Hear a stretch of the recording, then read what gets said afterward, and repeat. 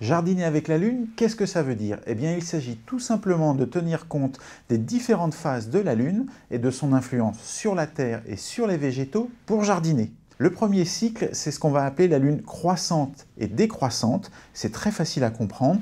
La Lune tourne autour de la Terre projette son ombre sur la Lune, et c'est comme ça qu'on voit dans le ciel un croissant de Lune, un quartier de Lune, le dernier croissant, le dernier quartier, les pleines lunes et la Lune nouvelle que l'on ne voit pas, puisque là, la Terre projette complètement son ombre sur la Lune. Ça, c'est ce que l'on appelle la révolution synodique de la Lune, et elle met 29 jours et demi pour aller de la nouvelle Lune à la nouvelle Lune suivante. Un petit moyen tout simple pour savoir si la Lune est en phase croissante ou décroissante, quand vous voyez le croissant de Lune dans le ciel, et vous dessinez une barre imaginaire à côté, si ça dessine un P, elle est en phase croissante, ou si ça dessine un D, elle est en phase décroissante. Le deuxième cycle le plus important à retenir, qui est celui qui a le plus d'influence sur les végétaux, c'est ce que l'on appelle la révolution sidérale de la Lune. C'est tout simplement sa position dans le ciel. Certains jours, elle est très basse sur l'horizon, d'autres fois, elle est beaucoup plus haute. Alors quand elle est au plus bas, on appelle ça la périgée, et pendant qu'elle monte jusqu'à sa position la plus haute, qu'on appelle l'apogée, on appelle ça la phase ascendante. Et dans cette phase-là, la sève monte dans les végétaux.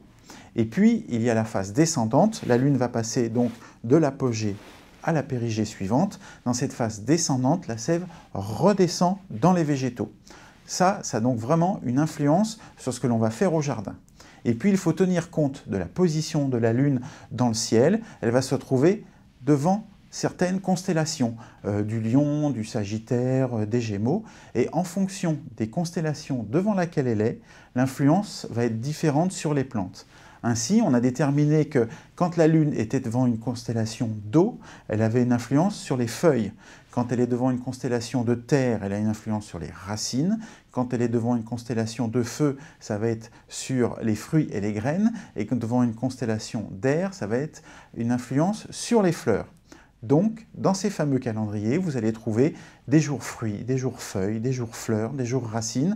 Ce sont les jours où vous pourrez intervenir favorablement sur les plantes en faisant différents travaux de jardinage. Et puis, certains jours, il sera interdit de jardiner puisque la Lune aura une influence néfaste. Alors, ce sont déjà les périgées. La Lune est au plus bas, son influence est trop forte et donc son influence est nocive pour les végétaux. Après, il y a les apogées. Là, la Lune est trop loin de la Terre, l'influence sera nulle, donc pas d'intérêt de jardiner ces jours-là. Et puis il y a encore les jours où il est interdit de jardiner, ce sont les nœuds lunaires. Alors techniquement, ça veut dire le jour où l'axe de la Lune coupe l'axe de la Terre. Pendant les nœuds lunaires, l'influence est néfaste, on ne jardine pas, de même que pendant les éclipses de Lune. On ne jardine pas non plus, et il est admis qu'on ne jardine pas 5 heures avant et 5 heures après ces jours néfastes.